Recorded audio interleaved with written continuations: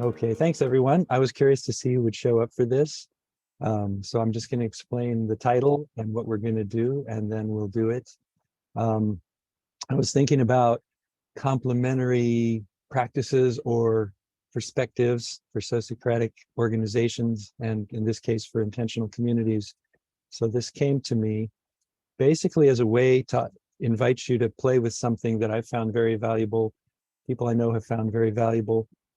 And it's not strictly about sociocracy, but you may notice that it could be helpful if you're operating that way. So what we're going to do is I'm going to offer you some working definitions on feelings and thoughts. Just a brief slide each about how we can think about those if we want. And my invitation is to think about them that way then while we do some breakouts and sharing. So there'll be a triad breakout group, and we'll come back and have some sharing. And then I put the question, why bother? And we'll address that a little bit and have another breakout group in pairs, one more sharing in the whole group, and then we'll just have a brief closing. So I'm going to go ahead and dive straight in here. So again, this is my formal invitation. So try these on as an experiment. You may not agree with them. You may have different experiences, but just try this on as we might ask somebody to try sociocracy or certain parts of it as an experiment. See what comes up in your mind and body as we do the sharing and the exercises. This is just about having options and perspectives to use in different situations, not about right or wrong at all. And I invite you to be present with any discomfort that may arise when you're thinking about these definitions I'm going to offer and in your conversations in your groups. So feelings, this is a model I learned many years ago. It's been very helpful. Some of you may be familiar with this from different contexts, but we're keeping it simple: mad, sad, glad, scared. And what I call the clean synonyms would be anger, sorrow, joy, fear. And if you're wondering what would be an unclean synonym, well, that typically is when we start to use words that I would say qualify as thoughts. So this idea of these core feelings comes from a biological basis. You've probably all heard the term gut feelings, or my, sinking sensation in my stomach, or different forms of that in different languages even. But we have these terms for body felt sensations. So that's what I'm inviting us to consider as feelings here. They're visceral. They come from within our body. They're not stories we've made up about something. They're sensations that we feel rather than explanations. So that's my invitation for the working definition of feelings: mad, sad, glad, and scared, or anger, sorrow, joy, and fear. And then for thoughts, we tend to make it complicated. I've got a quote here from Umberto Maturana, an ontologist, epistemologist, neurobiologist. I highly recommend his work. He's Chilean, so only some things are available in English, but for the Spanish speakers, you can get it in more direct, his thinking. But he has this saying: experience happens, then we explain it. So the definition of thoughts I'm offering here is that's when we start thinking.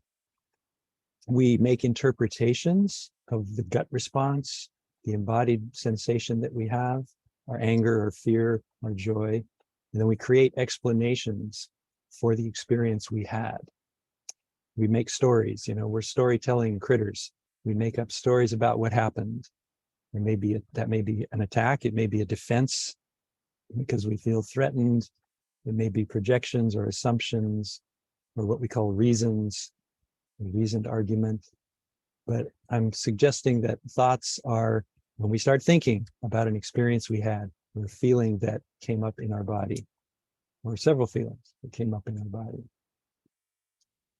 So just pause, reflect on that for a moment, and I'm going to invite just a few thoughts from anyone who wants to unmute. Given those working definitions, what might be some thoughts, as we're looking at them here, that we often refer to as feelings? If anybody has a word or two that they would like to offer, please just go ahead.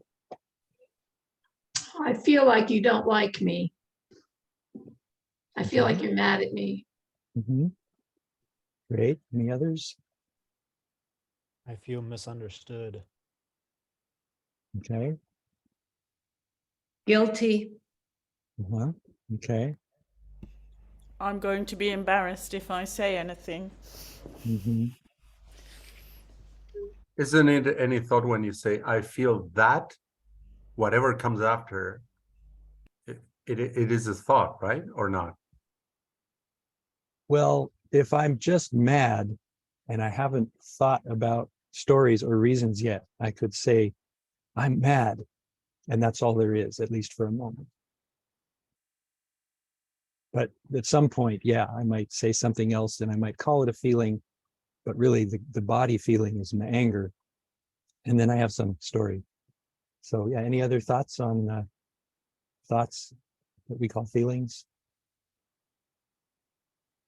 I think conversations about relationship. Mm-hmm. Comes up a lot there. Not good enough. Uh-huh. As in, I feel like I'm not good enough? Yeah, or a situation is not good enough. Right. Okay, great. I think a lot of people here have some experience with this distinction. I just have a few more examples that I'll throw in. Some of these actually got used already. You know, so I often hear people say, I feel something on this list. I feel manipulated. I feel lost. I feel excluded, and so on. So the idea here is to think about distinguishing these two. And so what we're going to do is have a little breakout session in threes. And I will put this is your invitation for the breakouts. I've got a little template here, which I will paste in the chat. So you should all be able to see it when you go to breakouts. But basically look at this it's a fill in the blanks exercise. And just each person in the group come up with one example of this from your own life, your own experience. So when XYZ happens, so you're describing something that happens or happened, it could be in the past, then I feel one or more of mad, sad, glad, and scared. It could be several. And I think what this means is, and then what's the story that we tell ourselves about the experience? So that if you stick to the template, it may help you. Just something happens, you have one of those visceral embodied feelings, and then you have a thought about what's the meaning of this? What meaning do I make of this? Is that clear enough? Or if there's any questions, ask them now to clarify.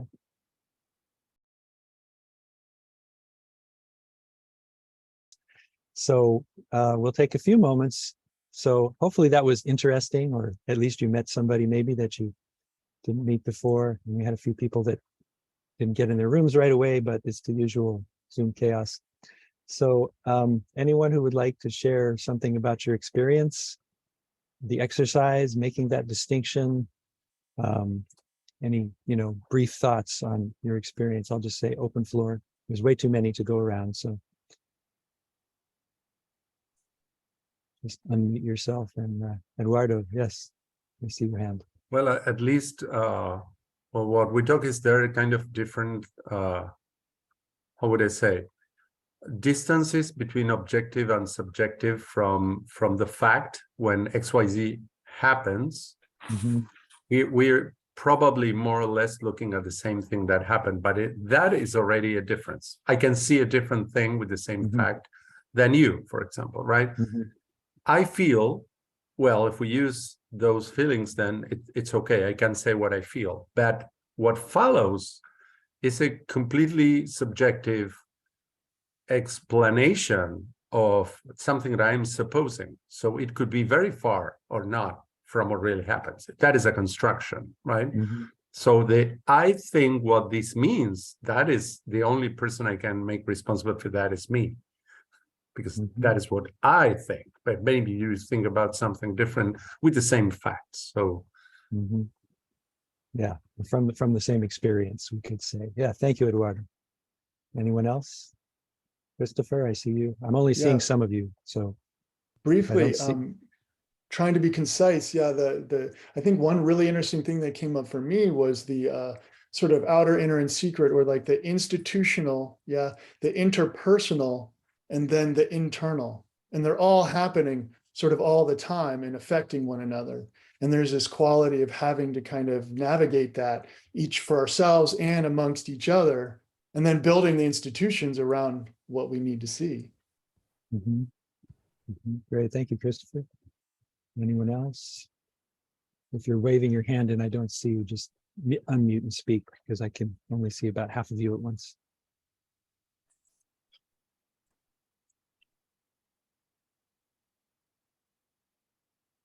Okay, Christine, and then Avi.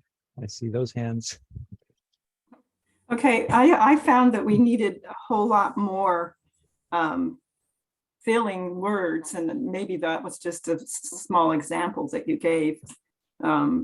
So scared has to have a feeling of safety too, and some of them then become kind of hard to distinguish whether, once you put a kind of a term that has sort of value attached to it, whether you're already getting into the thought area. So how you distinguish thoughts and feelings, and the number of feelings that are legitimate feelings, to me was complicated.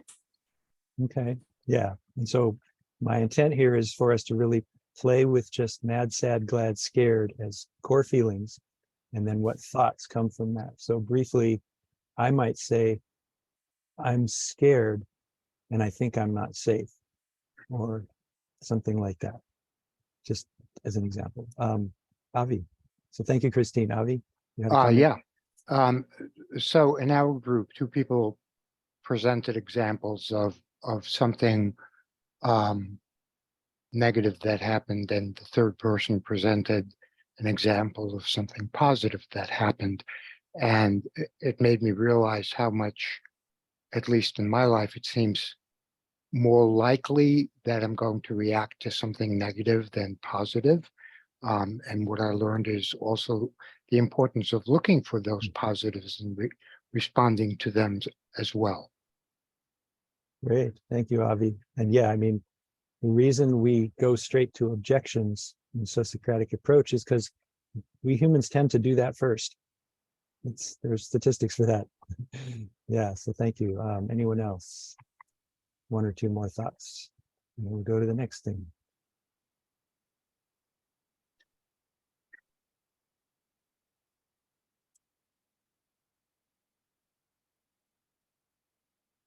Okay, last call.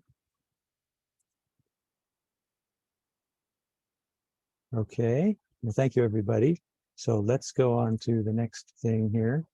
I'm going to go back to screen share briefly. There's that. That. Okay, so we were just doing this in the first breakout. Yes. Okay, so I wanted you to just have that experience without thinking about why do we care about this. And now this is the part where I ask, why bother to make these distinctions? So in Sociocratic reaction rounds, ask us the question, what do you think and feel about the proposal? At least this is how I typically frame it, because I want the feelings as well as the thoughts. So part of what we gain from making this distinction between thoughts and feelings is we can engage with both, and we can know that we're doing that. If we call everything a feeling, there's other problems that we may have there in groups as well. But we can be pretty sure we're bringing in our feelings and our thoughts to whatever the conversation is about the proposal. We're engaging with both our embodied experience and whatever story we have about that. My third point here is, if we have a particular cultural bias, let's say, towards rational stories, which seems to be a bias in the culture I'm of and from, that's going to affect the quality of both our interactions and our decisions, right? If we've got somebody in a circle who's uncomfortable with expressing strong feelings, and the circle tends to avoid that, we're not getting that information, which may feed into, the modifications of the proposal. So we want to include as much as we can. We can't explore both of them if we don't distinguish them somewhat. And again, I'm talking about that basic distinction between what is my body sensation, what arises in my body, and then what story do I make of that? What explanation? So that's a few reasons why I bother. And we can extrapolate this well outside of sociocratic practice. And that's going to be the next little breakout. So we're going to be in pairs this time. And I will put these, I've got 3 questions for you to respond to. You can pick one or more, and you might have some other response entirely for your group. That's okay too. It's just, so the question is basically, if we bother to make these distinctions, how might that be useful to us? So one way that I suggest is, if I call a thought a feeling, I may become that thought. I may not notice that I'm having that thought, and I have much less agency then to work with whatever I'm working with. If I'm consumed by my thought in a group and I don't have any perspective on it, I may not be as effective, I may not be as beneficial, I may not be as contributory to the group. So the questions are basically, think about how might this distinction help you, either redoing something in the past, help with something you're tangled in right now, or something you anticipate in the future. So this will just be in pairs, so you'll have a little bit, another minute or 2 more each to kind of converse with each other about this. So I'm going to, okay, so everything should be closed. Welcome back, everyone. Again, I hope that was somewhat interesting, or at least you met somebody new or had a conversation with somebody you know. So again, we're going to go for a bit of time with an open floor. And I will add that, so first of all, anything you want to share about your experience thinking about how might this distinction be useful to you? And in particular, since this is a SOFA conference and it is focused on intentional communities, if you can connect it to either or both of those domains, that would be great too. So again, with so many of us, I'm just going to open the floor, and you can try the personal hand wave. You can try raising your hand in the reactions in it. Yeah, Yeah. Judy. go ahead. So, I live in an intentional community, and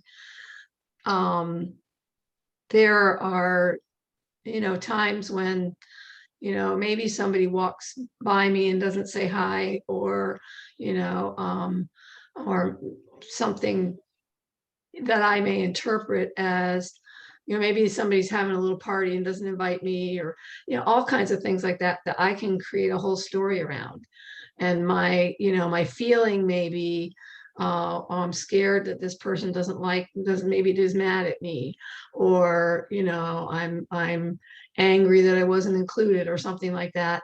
But the whole story that I create around it is, that it grows and it becomes this big story.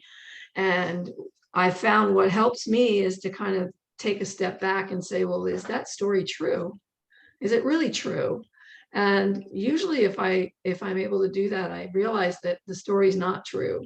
Most likely it's not true. That, it's just the story that I've created. And that maybe that person really isn't mad at me, or that person really didn't exclude me, or, that maybe somebody was just running out the door and they were late and didn't have time to stop and say hi, or maybe, I don't know, just things like that can happen in a community. So I think it's important to be able to distinguish, what's really going on, and to be able to question the story. Great. Thank you, Judy. So I see a bunch of digital hands. I think I saw Andrew's first. Go ahead, Andrew, and then Lauren and Jackie. Yeah, Kathy and I were talking. I was suggesting how slowing down for feelings is countercultural. As someone socialized male, I've been taught basically to forge ahead, and it's embodied. It's the feelings show up, and it's a kind of subtle thing to really sense what's going on with me. So I see it as an act of resistance, and it's kind of fun. Great. Thank you, Andrew. Lauren, and then Jackie. Yeah, a question for you about how you might handle in a reaction round where you're going around and people are mostly, it's a boring technical topic and people are giving rational, simple explanations. And then a huge emotional bomb is dropped. Of course, it had to do with COVID vaccination. Would you stop the round at that point and restart on that topic? How would you move on from that one? Or would you finish the round and note it? Where do you go from there? You want to acknowledge it, which we didn't. We just kind of all gulped and went on. Okay, well, this isn't actually a facilitation focused session. So I'm going to kind of say, I'm not going to go into any detail. What I would say is just perhaps inviting this discernment could be useful in that situation if people aren't familiar with it, right? If you're the facilitator, you can say, okay, we've had lots of nice rational stories about this proposal, and then now we have some strong emotions here, and you know, what shall we do with that? I mean, the third handle for anybody who's curious is, well, maybe we need to shift gears. We're not sure until we consent to it. But it may not have to be about the thing we were doing or the thing that got dropped. We could back up a step and say, what happened? What just happened? Let's unpack what we've just been doing for the last in this round or whatever. So anyway, that's all I'll say on that. But it's, yeah, definitely a good question. Jackie, your hand's still up there. Go ahead. Yep. So I really want to tell you that this was an extremely useful exercise for me. It was just almost like, you know, I got this idea and it was not clear to me. So I asked myself, how might I benefit from these distinctions in the future? And I recently had a conversation at our coho where I'm a lead position of a circle. Somebody just basically said, I don't like what you've been doing, and sort of gave some details. And it was a very emotional reaction I had to it. And I just shared that with Janelle and Eduardo, and it was really good to be able to talk about it. And I realized that I was totally incapable of just going back to the facts, that all that came out was my emotional response. And so at the end, we hugged it out, we figured it all out. Because we are a community and we do trust each other and care about each other. But what I now realize I never achieved was to make this other community member understand and see why our circle did what they did. And I never went to the facts. I never explained any of the work and the sociocracy that had gone into it. It was just you hurt my feelings that came out. So this was really, really helpful. I'm going to try and do better next time, but it's not easy. Yeah, I will acknowledge that statement. It's not easy because our body does what our body does. There's a woman named Wendy Palmer who does embodied leadership training, and one of her lines is, "The body always wins." And she does a lot of stuff based in, say, Aikido. So we have time for maybe one more. Janelle, I see Janelle hand waving. Yeah, and I affirm Jackie in going, in that moment of that feeling coming through, at least for myself, I'm not capable at that moment of switching on this explanation that I thought she was incredibly brave to go back and to talk to that other member and maybe you didn't quite accomplish what you were wanting to do, but on the other hand, to to know that I don't react real well in the moment when I'm having some strong emotion, and I just need to feel that, and then come to a understanding of where that was from to be able to address it. Yeah, thank you. Great, Janelle. And last, actually, Pia and I had a little conversation while you were in your rooms. Would you care to share any of that thought you had there before we get to closing? Yeah, we talked about like this reaction online. I had a talk about with a colleague about, is it just the thing that you are focusing on the aim and just sharing what you're concerning to the aim and not your feelings, or that I also think it's very helpful to have these feelings there and that they can be addressed and have some room, and yeah, have both sides and to talk about this. Okay, thanks, Pia. All right. Eduardo, if it's very brief, we are running out of time. So yes, I don't know if it's exactly this, but one thing I've just recently learned is to stop before letting the emotional dam broke, and don't act in the middle exactly of that, because it's easy to overreact. It's easy to even hurt others. So I don't know if exactly what you are exactly doing here, but stop and breathe, and it's okay to take a bit of time before reacting. Completely okay. And many times it works so much better. That's it. okay, thank you. That's a great segue, actually, both Pia and Eduardo. So thank you for your sharings. We're going to move towards a closing here. I had a couple things I wanted to just add from some of what I heard. It was Andrew who talked about, the male conditioning and slowing down for feelings, which is also what I hear Eduardo saying. And so a friend of mine, I first learned this distinction decades ago in the context of experiential group therapy. And it was much like one of you said, I forget who it was now, maybe Jackie. It was like, wow, light bulb going off. And a friend of mine in that context had a saying, feelings are not emergencies. So I think that goes well with what Andrew and Eduardo were saying. You have them, and then the idea of making this distinction between the feeling that you're having in your body and then the stories, the thoughts that come after that. This is some of the reasons why it's helpful. And I'll just add, I don't think I said it in the why bother section, but we have more agency, we have more options if we can make this distinction, whether it's just in our day-to-day life or in a sociocratic organization that's wrestling with something particularly challenging or difficult. And Pia was talking about, it's important to keep the group focused on the aim in relation to, say, processing a proposal.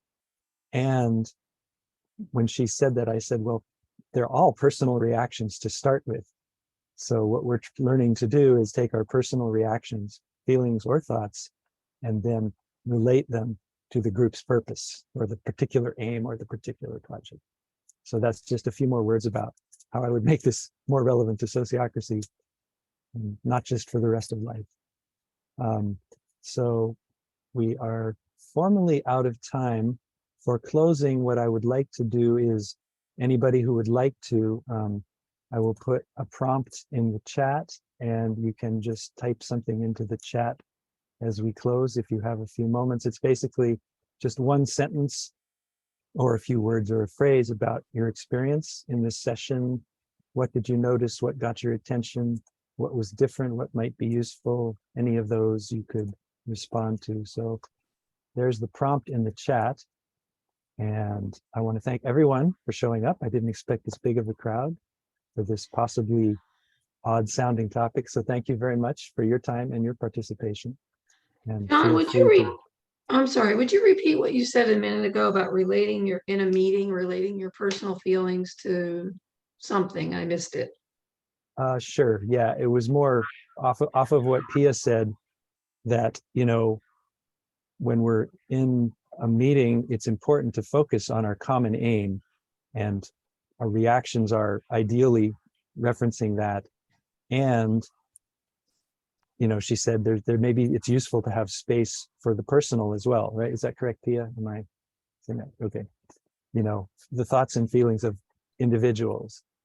And I basically said, yeah, and they're all personal opinions to start with. And then we relate them to what we're doing together. Again, we think about it and, oh, well, I'm scared when this proposal scares me. Why does it scare me? Why do I feel scared? Because I think we will use too much of our budget on this project and we won't be able to meet our other obligations, or, whatever the thinking is. But for the group to know that I'm scared is a very valuable piece of information. If I try and hide that and pretend I just have some very practical concern, I'm withholding in a sense, Yeah. Thanks. Yeah. So anyway, feel free to throw other things out. Thank you for people who are putting things in the chat. And Pia, what happens next? This is the last set of sessions. So does this room just go away, or? Oh no, I think there are still some. No, you can still stay in there. So if there are more things you want to talk about, you can still stay in here. You can leave this room open as long as you want. And I just want to say, in behalf of SOFA as well, thank you for your presentation and your workshops. Was very interesting, and I think what I see in the chat, that people learned a lot and found it inspiring as well. And I also put a donation page. If you like what we are doing here for SOFA, we're happy have your support with that. Okay, and this is support SOFA. Okay, and there's a closing of some kind starting. I think there is one more session. Oh yes, you're right. There's one more session. I always then it's the closing. Yeah, it starts early. I'm in Pacific time zone, so I don't get to the first sessions. So thank you, everyone. If people have a few more questions, I'm happy to respond, or if you have things to share until you go to somewhere else.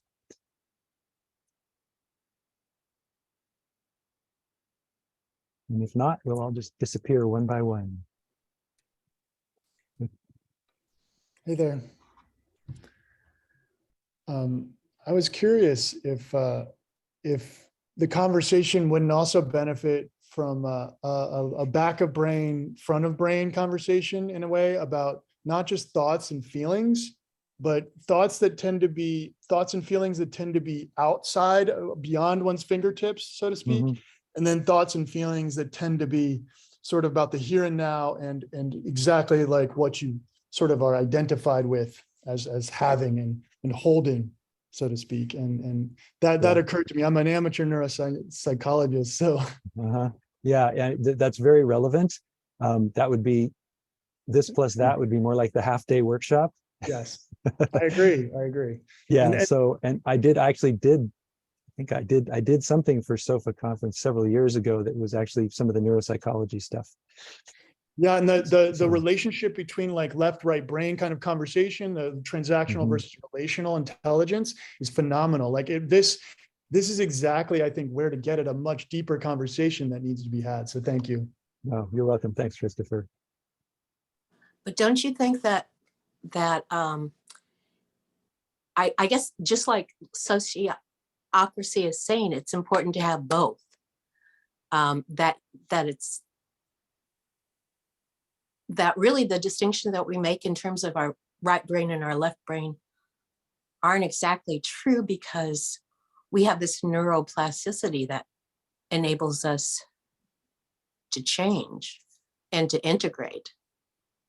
So anyway. Yeah, I mean, it's all happening in my body when it's happening, right? This particular session was just about what might be a useful distinction for some people in that context. And then the stuff that Christopher was saying about, having it, but it comes down to it's all happening in me and all of us sitting in a circle, and we can have all kinds of great neuroscientific research and theory and stuff in our minds, but as Wendy Palmer says, the body usually wins. So yeah, and the real point of that from my perspective is that we can have feelings that are not, that it can be really confusing when we're not really sure about what we're really like our object of focus. Is it something Mhm. that is not like I'm not identified with, or is it something that, you know, that I hold to me, you know? So it's Mhm.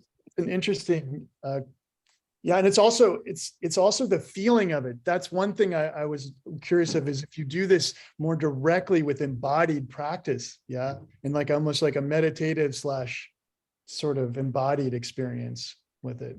Yeah, well, I mean, those of you familiar with NVC, the template I gave is a similar in certain ways to the NVC template of, you know, when you objective description of what happened, I felt, etc. And it actually it was very parallel and developing at the same time when I was in that experiential group context, and we had a clearing model that was similar to NVC's, which barely existed back then. Also, NVC was a new thing, but the clearing model was basically the first thing you did was kind of make the same distinction. And it was massively helpful to everybody in that group to go, okay, oh, when you did this, I feel mad. And in that context, the next one is because I think it means about me, which some of our participants actually spoke to in the other sharing. And Because then I can go, oh, this is my story. And then in that context, I can check it out with the other person and say, do you think I'm stupid? Do you think I'm unworthy? You know, and their answer in that context, their answer would be as truthful as they could stand to make it. So they might say yes. But then there's an understanding, and then there's another part of, I won't go into the rest of the model, but the starting point is the same thing. Anyway, thank you, everybody. Other sessions are starting, so get yourself there if you're going. Thank you. Thank you.